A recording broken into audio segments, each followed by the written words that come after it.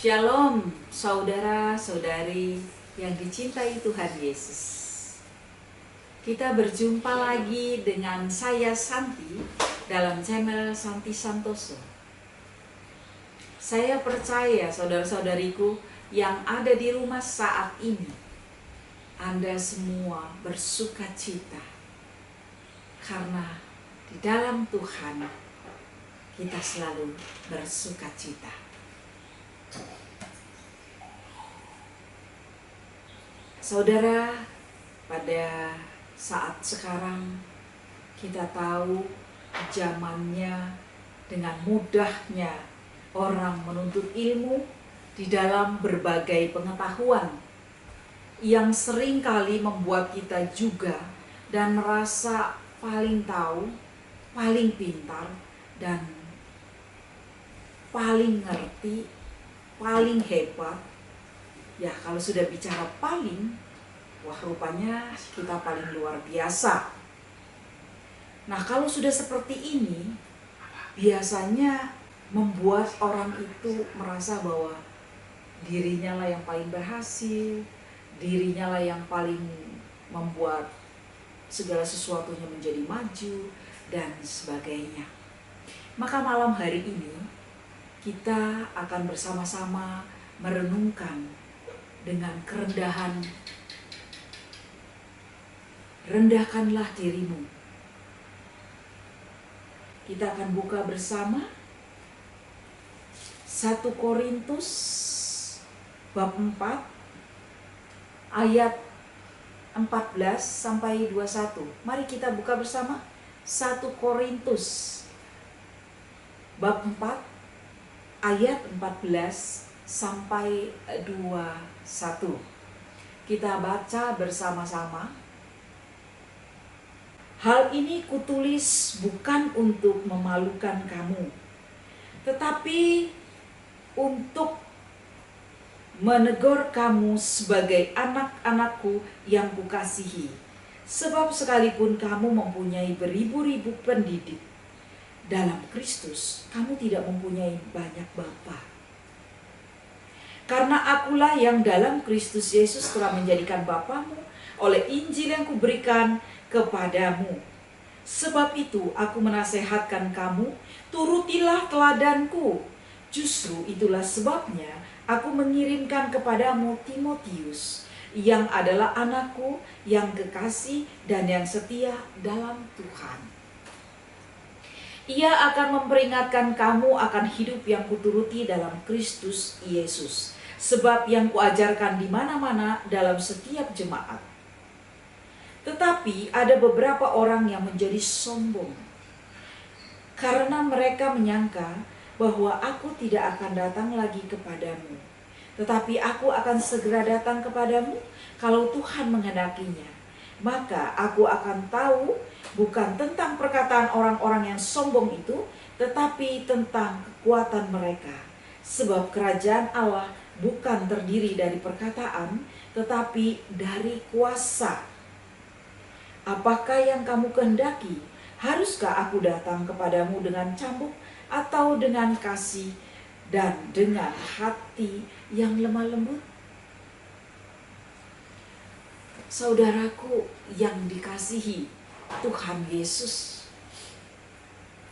di dalam surat Rasul Paulus ini dikatakan, siapakah yang menganggap engkau penting? Dan apakah yang engkau punyai? Mengapa ini semua dipertanyakan dalam surat ini? Karena sampai saat ini kami lapar, haus, telanjang, dipukuli, dan hidup mengembara. Kami melakukan pekerjaan yang berat, yaitu kami dimaki. Kami akan menjawab untuk memberkati. Kalau kami dianiaya, kami harus sabar. Kalau kami difitnah, kami harus tetap menjawab dengan ramah. Kami telah menjadi sampah dunia, sama dengan kotoran dari segala sesuatu. Sampai pada saat ini dikatakan bukan untuk mempermalukan kita semua, tetapi apa yang lebih dalam diungkapkan di sini adalah untuk menegur kita karena kesombongan kita semua yang dicintai Tuhan. Sebab sekalipun kita mempunyai beribu-ribu pendidikan, bergelar S1, S2, S3, profesor, doktor, sampai pun dengan S balon, sekalipun kita jadi penguasa dan tahu tentang dunia, maka tidak akan berguna sedikit pun kalau kita menjadi sombong. Karena bila kita sombong, berarti kita mengira bahwa Yesus tidak akan datang lagi. Karena apa? Karena kita tidak memerlukan Tuhan Yesus. Karena kita merasa bahwa segala sesuatu yang kita mampu, segala sesuatu yang kita bisa, dan segala sesuatu yang kita peroleh, itu hanya kepintaran kita, hanya otak kita.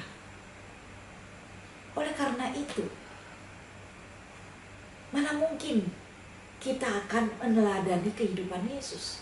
Karena kita sudah ditutup dulu dengan suatu gerbang kesombongan. Saudara-saudariku yang dikasihi Tuhan Yesus, bagaimana kalau kita hidup selalu dengan kesombongan? Bagaimana mungkin kita tahu bahwa apa yang kita peroleh semuanya hanya dari pemberian Tuhan Yesus semata? Bagaimana pula kita dapat bersyukur? Mana mungkin? Bahkan ini semua sangat berbahaya sebagai manusia. Kita tidak pernah lagi bisa merasakan betapa indahnya hidup berbagi. Hidup saling memperhatikan, hidup saling berempati, hidup saling melihat kepentingan orang lain, bukan kepentingan pribadi. Mengejar hanya untuk selalu dipamerkan. Berusaha keras berlari dan berlomba hanya untuk suatu hal yang hanya untuk kesenangan pribadi. Yaitu hanya untuk sanjungan, hanya suatu penghormatan, hanya suatu bilang, oh hebat ya kamu. Untuk apa hidup seperti itu? Apa itu yang kita rasakan puas dan kita merasakan sukacita? Apa itu yang dinamakan hidup penuh sanjungan itu? Itu merupakan harapan suatu manusia semata-mata? Saya yakin tidak. Hal inilah yang sering terjadi karena tidak disadari bahwa kesombongan secara alam di bawah sadar kita. Orang merasa tidak membutuhkan orang lain. Dan sangat mengerikan saudara-saudariku yang dikasihi Tuhan Yesus. Karena merasa tidak perlu belajar lagi. Tidak perlu lagi menuntut ilmu. Dan menganggap bahwa dengan sendirinya sudah tersediakan dan bisa. Bahkan lebih seram lagi tidak membutuhkan orang lain. Orang demikian bagaimana bisa mengucap syukur dan memuji Tuhan, bahkan mengenal Tuhan saja, mungkin hanya di bibirnya, dan bukan kata seolah-olah dia bersyukur, tetapi itu hanya di sini, hanya satu kiasan. Setiap hari hidupnya hanya memamerkan tentang kesuksesannya dalam kemampuan berputar dari hari ke hari, dilewatkan begitu saja. Orang-orang semacam ini tidak mau lagi membuka, mempelajari, apalagi yang namanya firman Tuhan, di mana dia tahu bahwa firman Tuhan itu adalah merupakan kompas di dalam suatu kehidupan. Kompas yang memberikan petunjuk dari setiap yang kita tidak tahu. Agar kita tidak tersesat, maka diperlukan kompas itu. Maka di dalam Kompas inilah, firman Tuhan inilah yang akan menuju kepada kerendahan hati itu. Saudara, ada kisah seorang wanita yang cantik, masih muda. Sebenarnya di dalam alam bawah sadar dia banyak yang dia tidak tahu. Tetapi karena keangkuhannya, karena kesombongannya, dia merasa diri dia tahu. Dia menutupi segala sesuatunya. Karena dia sebenarnya tidak tahu, dia menanyakan dengan cara pun seolah-olah dia tahu. Padahal dia tidak tahu. Dia mencoba mengungkapkan pendapatnya sendiri, padahal orang yang mendengarkan itu kurang tepat. Ya, karena dia belum tahu, belum ada pengalaman, tapi dia merasa bahwa dia sudah segudang pengalaman dan dia sudah tahu. Sehingga apa yang terjadi, saudaraku?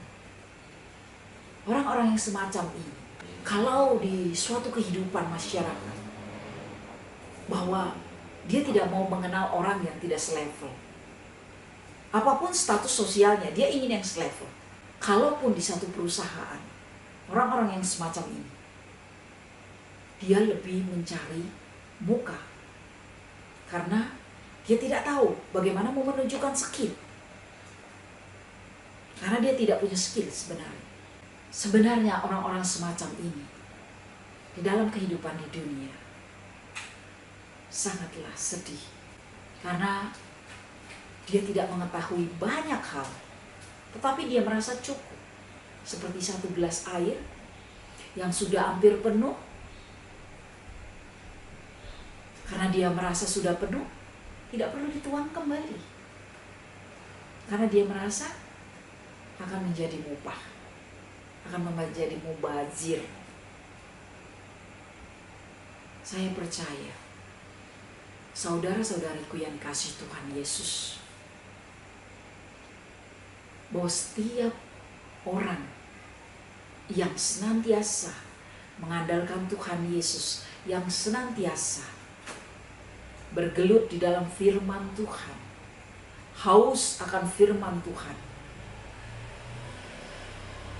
maka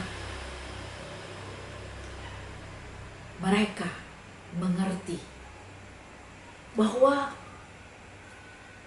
mereka akan berkata, katakanlah pada diri kita masing-masing, saudara-saudariku,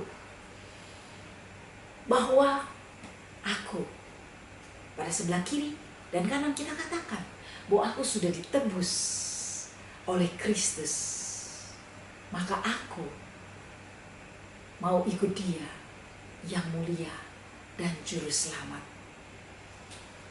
agar kita semua meladaninya. Karena Tuhan Yesus luar biasa yang perlu kita teladani dalam hidup kita. Oleh sebab itu, Tuhan Yesus begitu mencintai. Dia pun mengirimkan Timotius yang sangat dikasihi Tuhan dan sangat setia. Dia dikirim untuk memperingatkan kita akan hidup yang diajarkan Yesus, di mana dalam setiap kita semua, sebab kerajaan Allah bukan berdiri dari perkataan kita, tetapi dari kuasa. Sampai di sini dikatakan, haruskah aku datang kepadamu dengan cambuk atau dengan kasih dan dengan hati yang lemah lembut? Mari saudara-saudariku yang dikasihi Tuhan Yesus, dengan segala kerendahan hati kita, kita datang kepada Yesus. Kita memohon ampun atas kesombongan kita yang sama sekali tidak berguna. Kita merasa bahwa kesombongan itu penting. Tidak, saudaraku. Bahwa sumber daripada kehancuran adalah kesombongan. Maka marilah kita berbalik, menyadari sedalam-dalamnya, dan kita mau mengubah kehidupan yang lama menjadi kehidupan yang baru, untuk menjadikan kita manusia yang baru dalam hal mau merendahkan diri. Mulai dari dengan menyadari bahwa di sekitar kita, alam kita mau berbagi kepada orang-orang yang ada di sekitar kita, karena mereka juga penting. Karena di dalam kehidupan tidak ada satu manusia pun yang bisa hidup sendiri, tetapi tetap dia hidup bersama dengan manusia yang lain. Sehingga ini kehidupan yang indah, kehidupan yang guyup, saling berbagi. Antara lain ilmu pengetahuan, pengalaman, sukacita, kasih, dan sebagainya. Karena saudara-saudariku yang dikasihi Tuhan, kita tahu bahwa di dalam ganjaran kerendahan hati, pasti setiap orang yang rendah hati, dia akan takut dengan Tuhan. Dan ganjarannya, saudara-saudariku, tanpa dia minta kehormatan, tanpa dia meminta kekayaan, tanpa dia meminta satu kehidupan yang sukacita, damai, sejahtera, itu ia akan alami. Dan itu ia akan dapati. Dan berkat akan mengalir, tidak pernah berhenti, saudara-saudariku. Dengan demikian, kita akan semakin tertarik, saudara-saudariku, untuk mencari kerajaan Allah terlebih dahulu. Bagaimana? Yaitu melalui firman Tuhan. Dan terus kita mengenal lebih dalam di dalam firman Tuhan ini. Bagaimana kita melihat contoh-contoh, perilaku-perilaku di dalam menjalankan kehidupan sehari-hari mengenai kerendahan hati yang sesungguhnya seperti apa dan bagaimana, sehingga kita menyadari semua dan tahu ucapan syukur yang sesungguhnya. Syukur yang sesungguhnya adalah syukur di dalam mengaplikasikan suatu perbuatan di dalam kehidupan kita sehari-hari, dari hal yang sangat kecil sampai dengan hal yang sangat besar, saudara-saudariku. Dari kehidupan di dalam lingkungan keluarga, cara membantu satu dengan yang lain, dan di lingkungan masyarakat, dan di lingkungan yang besar lainnya. Saudara-saudariku, marilah kita akan satukan hati kita. Kita mau minta kepada Tuhan untuk memberikan kepada kita roh kerendahan hati. Kita satukan hati kita. Dalam nama Bapa, Putra, dan Roh Kudus. Amin. Allah Bapa, Putra, dan Roh Kudus, puji dan syukur kami haturkan kepadamu atas cintamu kepada kami. Engkau senantiasa mengampuni dosa dan dosa kami. Sering kami menjadi orang yang sombong tanpa disadari. Ya Tuhan, tanpa Engkau kami bukanlah apa-apa dan kami tidak bisa apa-apa. Ampuni segala dosa dan kesalahan kami ya Tuhan. Kami sungguh-sungguh orang berdosa. Allah Bapa, dengan kuasa Roh Kudus-Mu, Engkau mengurapi kami semua. Bagi setiap kami, biar Engkau mengurapi kuasa roh untuk kerendahan hati, kelemah lembutan di dalam keseharian kami. Biarlah kami memperoleh kuasa Roh-Mu sehingga kami dimampukan dan kami bisa di dalam menjalankan setiap citra-Mu, sehingga biar seluruh manusia di muka bumi ini melihat kami, citra-Mu ada di setiap wajah kami karena perilaku, karena tindakan-tindakan kerendahan hati. Terima kasih Tuhan Yesus. Terima kasih Roh Kudus. Urapi kami semua. Kami serahkan di dalam kemuliaan nama-Mu, karena hanya Engkaulah yang dimuliakan di muka bumi, kini dan selama-lamanya. Terpuji dan terpujilah Engkau Allah kami yang hidup dan berkuasa di kehidupan kami semua, kini dan selama-lamanya. Ya Tuhan, turunkan berkat-Mu kepada kami semua, berkat kerendahan hati di dalam nama Bapa, Putra, dan Roh Kudus. Amin. Para pendengar, penonton yang mendengarkan di channel Santi Santoso ini, kita berjumpa kembali di waktu yang akan datang. Tuhan memberkati Anda semua.